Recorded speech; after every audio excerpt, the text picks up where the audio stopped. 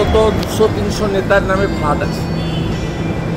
কলকাতাতে সল্টলেকে হাউসিং যে ডিপার্টমেন্টের ফ্ল্যাট অন্তত 300 রাজ্যের তৃণমূল নেতার নামে ফ্ল্যাট আছে।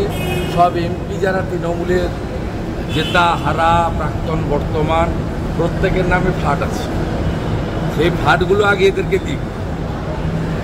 একটা বিষয় দেখা যাচ্ছে যে প্রয়াগে যে ঘটনা আমাদের রাজ্যে দুজনও পদপিষ্ট হয়েছে, মারা গিয়েছে, তো তাদের কি বলবেন গোটা বিষয়টা?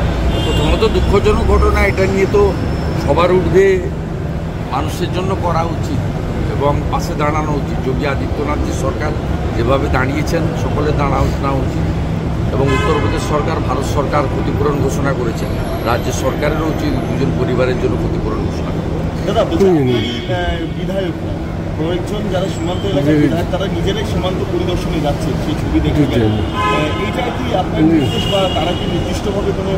না, প্রথমত মুখ্যমন্ত্রী বিএসএফের বিরুদ্ধে লাগাতার আক্রমণ করছেন। বিএসএফের জওয়ানরা যাতে মনোবল ঠিক রাখেন সেই জন্য তারা যাচ্ছেন।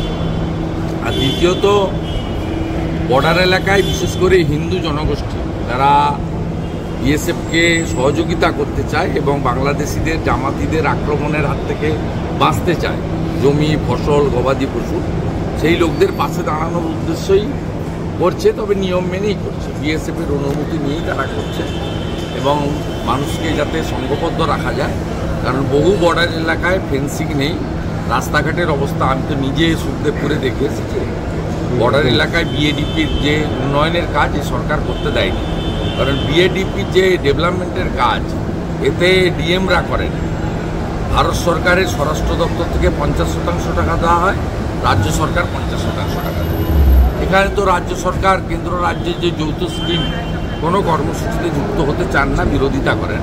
স্বাভাবিকভাবে পশ্চিমবঙ্গের 9টা জেলা বর্ডার এলাকাতে রাস্তাঘাট পরিকাঠামোগত উন্নয়ন এবং ওখানকার ভারতীয়রা স্থানীয় মানুষদের নিরাপত্তার বিষয়ে কাজ হয় না, সে বিষয়ে বিজেপি বিধায়করা সজাগ হয়েছে, পাশে দাঁড়ানোর জন্য। এই মুহূর্তে রাজভবনে যাচ্ছে, ঠিক আছে, যান ওনারা যান।